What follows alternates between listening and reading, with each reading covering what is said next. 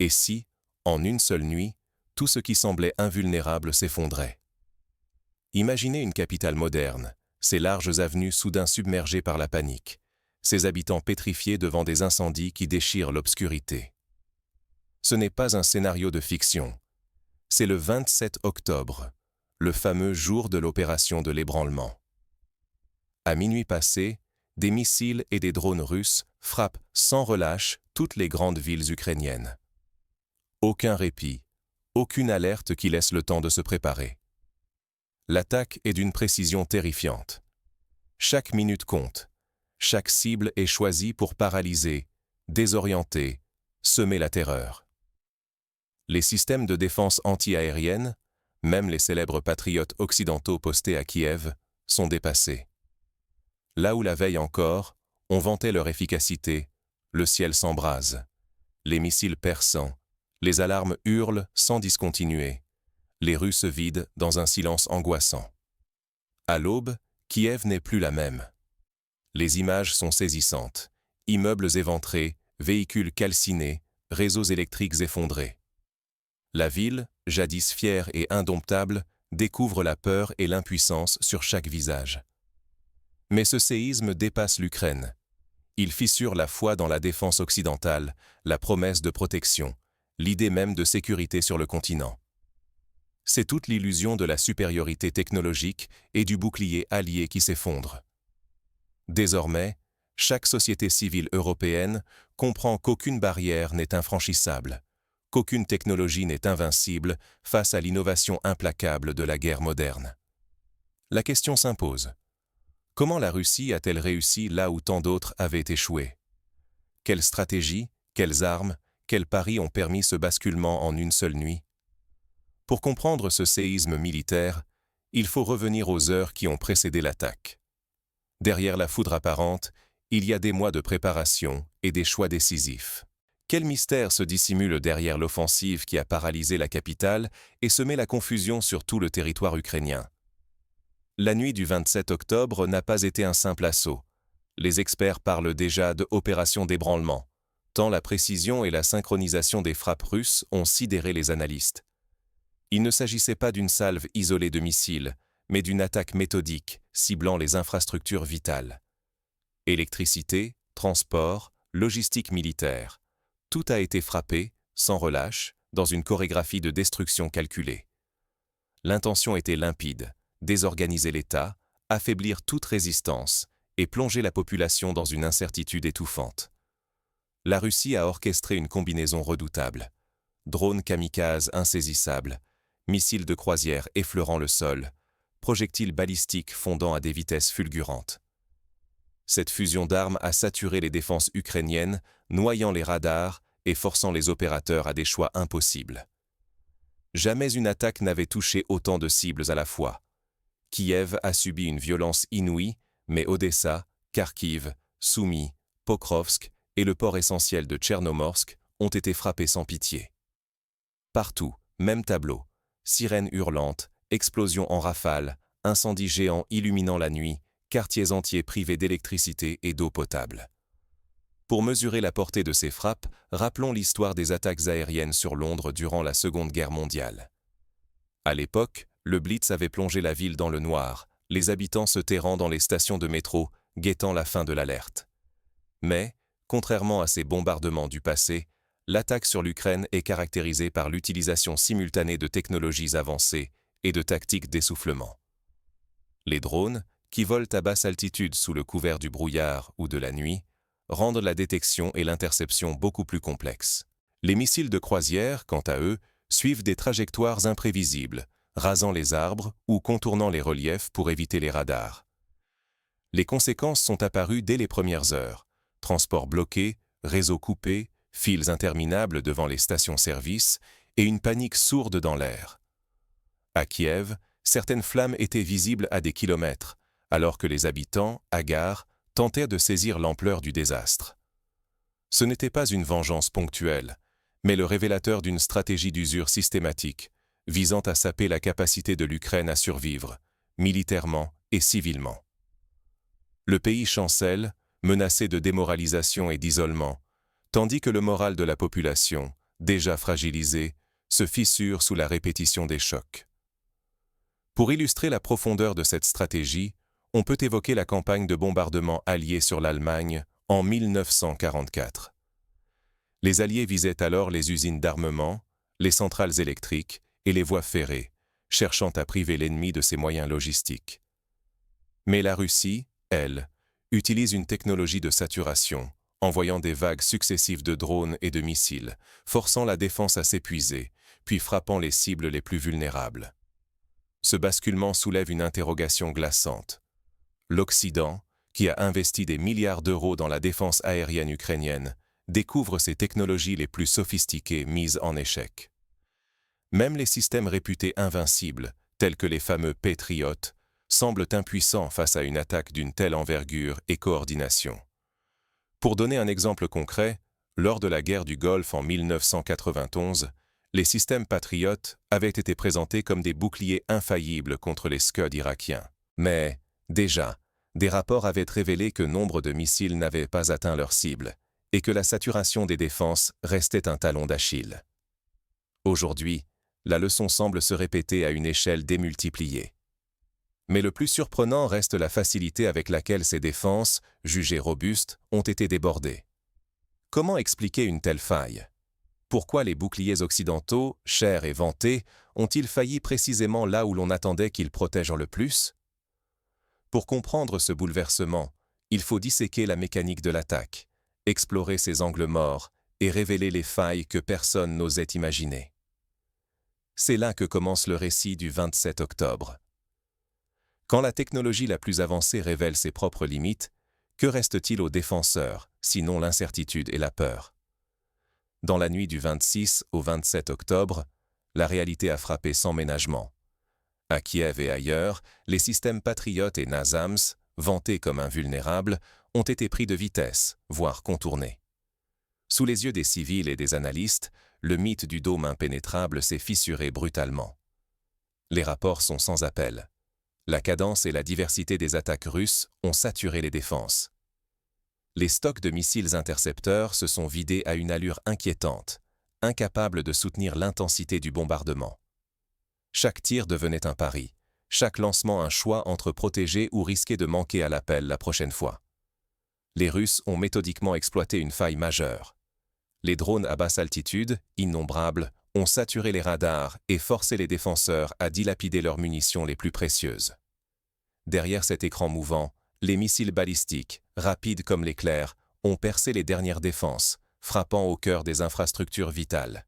On peut rapprocher ces tactiques de la guerre électronique moderne.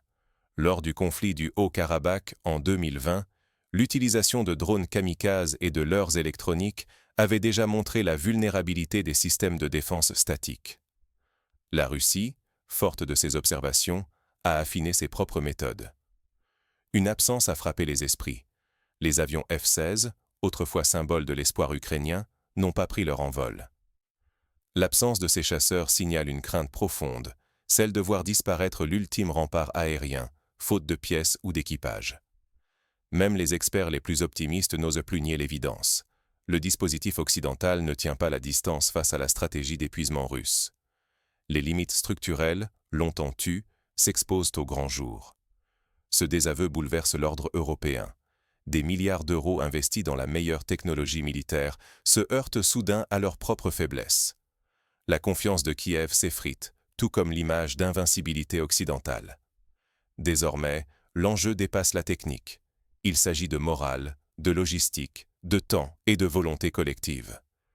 Les conséquences s'étendent bien au-delà du champ de bataille, obligeant les sociétés européennes à s'interroger sur la solidité de leur engagement et la réalité de leur sécurité. Mais cette nuit-là n'a pas seulement ébranlé les certitudes militaires. Elle a aussi mis à nu la vulnérabilité de millions de civils, désormais exposés à une nouvelle forme de guerre totale. Jusqu'où peut s'effondrer une armée, coupée de ses arrières et dépassée par la brutalité du choc? Pour l'Ukraine, ce n'est plus un sujet d'étude, mais une réalité vécue au quotidien.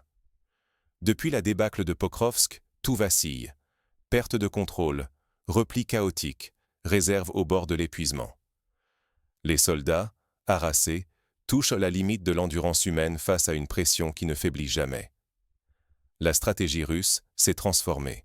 Elle ne vise plus uniquement les tranchées du front, mais s'attaque avec méthode aux flux logistiques, à l'énergie, au centre névralgique du commandement. Les frappes ciblent désormais des infrastructures essentielles à la survie des civils autant qu'à la conduite de la guerre. Des bombes pesant plusieurs dizaines de tonnes effacent en quelques instants des quartiers entiers, des dépôts stratégiques, des centres de décision. Des années de travail anéanties en moins d'une heure. Pour comprendre l'impact de telles frappes, rappelons la destruction du pont de Remagen en 1945, qui a coupé les lignes de ravitaillement allemandes et accéléré la défaite du Reich. Aujourd'hui, la Russie cherche à multiplier de tels effets, non plus sur un pont, mais sur l'ensemble du tissu logistique ukrainien. Dans ce nouveau quotidien, la lassitude ronge même les plus aguerris. Le moral qui tenait encore sur l'espoir d'une contre-offensive ou de la livraison d'armes occidentales se fissure. Chez les civils, la peur permanente, le manque d'électricité, l'absence d'horizon usent les dernières réserves psychiques. L'énergie du désespoir s'éteint, remplacée par une résignation d'autant plus dangereuse qu'elle gagne du terrain chaque jour. Les médias occidentaux, jadis porteurs de récits héroïques, laissent désormais filtrer l'inquiétude. Le doute s'infiltre partout, dans les conversations, les analyses, jusque dans les décisions politiques à des centaines de kilomètres du front. L'image d'une Ukraine indestructible, soutenue sans limite par l'Occident, se fissure sous les coups répétés. La résilience d'un peuple tout entier est désormais l'enjeu. Le risque ne se limite plus au champ de bataille, il est devenu existentiel.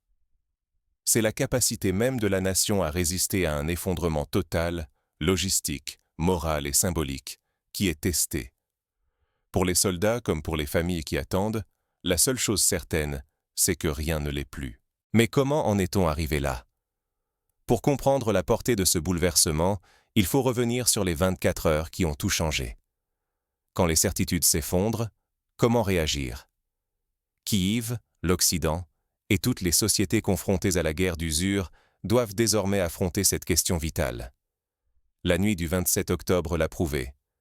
Aucune barrière technologique n'est infaillible, et la force seule ne suffit plus face à l'ingéniosité de l'adversaire.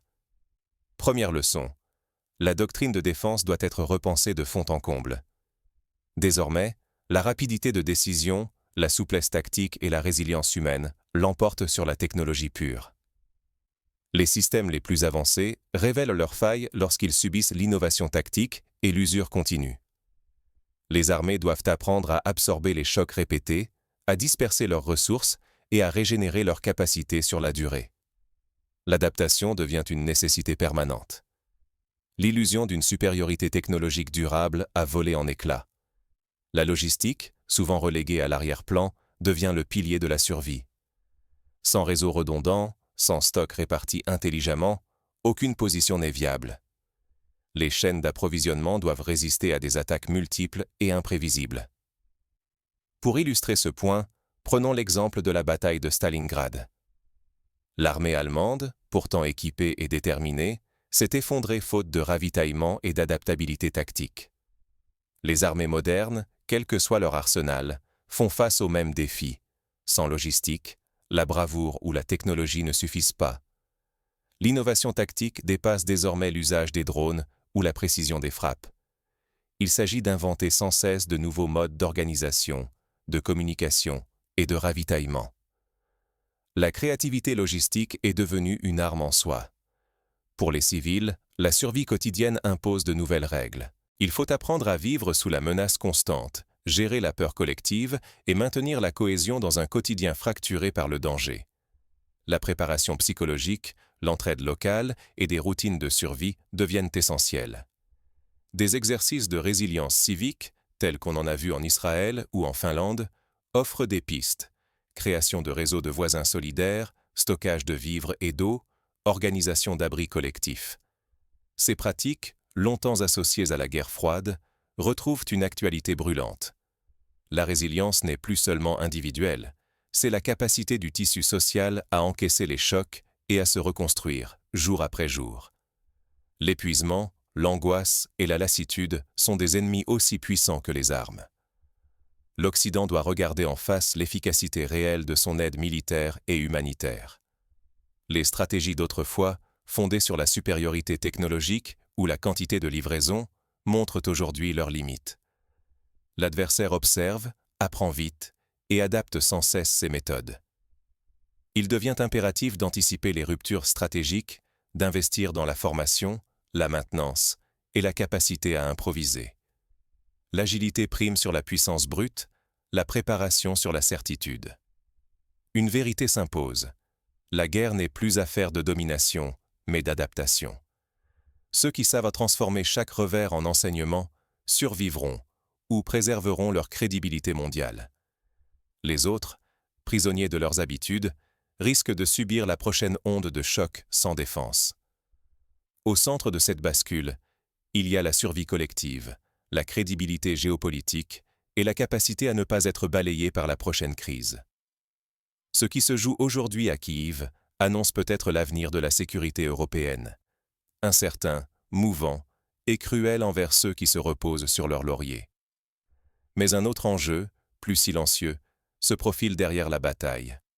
La guerre de l'énergie. Comment tenir quand l'électricité, le chauffage et l'eau deviennent des armes stratégiques?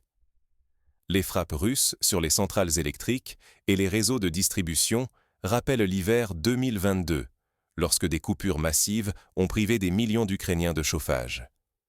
Face à ce risque, des initiatives citoyennes ont émergé. Création de refuges chauffés, groupes d'achat de générateurs, développement de réseaux de solidarité pour les personnes âgées. Ces réponses illustrent la capacité d'une société à s'adapter, mais aussi la limite de la résilience lorsque les infrastructures sont frappées sans répit. Dans l'histoire récente, le siège de Sarajevo dans les années 90 offre un parallèle saisissant. Privés d'eau, d'électricité et de nourriture, les habitants ont survécu grâce à l'entraide, l'inventivité et une organisation improvisée. Mais le prix humain fut terrible. Et si l'arme véritablement décisive n'était ni le missile, ni le drone, mais notre capacité à changer de perspective. Le 27 octobre s'impose désormais comme un point de rupture. Ce n'est plus seulement une date, mais le moment où la guerre en Ukraine s'est métamorphosée. Au-delà d'un affrontement militaire, elle révèle un duel de civilisation technologique, de vision du monde et d'endurance collective. Pour les décideurs occidentaux, il s'agit désormais de repenser les doctrines de défense à l'aune de la guerre hybride. Cela implique d'intégrer la désinformation, la cyberguerre, la guerre économique et la pression psychologique. Par exemple, la création de cellules de crise interarmées, associant militaires, ingénieurs, psychologues, informaticiens et logisticiens, pourrait renforcer la capacité à anticiper et à réagir. Les explosions dans la nuit, les villes privées d'électricité, la surprise des systèmes occidentaux devant la tactique d'usure russe. Tout cela dépasse la simple question des fronts. Nous basculons dans une époque où la résilience sociétale, l'agilité stratégique et la remise en cause de nos certitudes deviennent vitales. Les anciens schémas, supériorité technologique, sanctuarisation des arrières, riposte graduée, s'effondrent brutalement face à une réalité mouvante, insaisissable.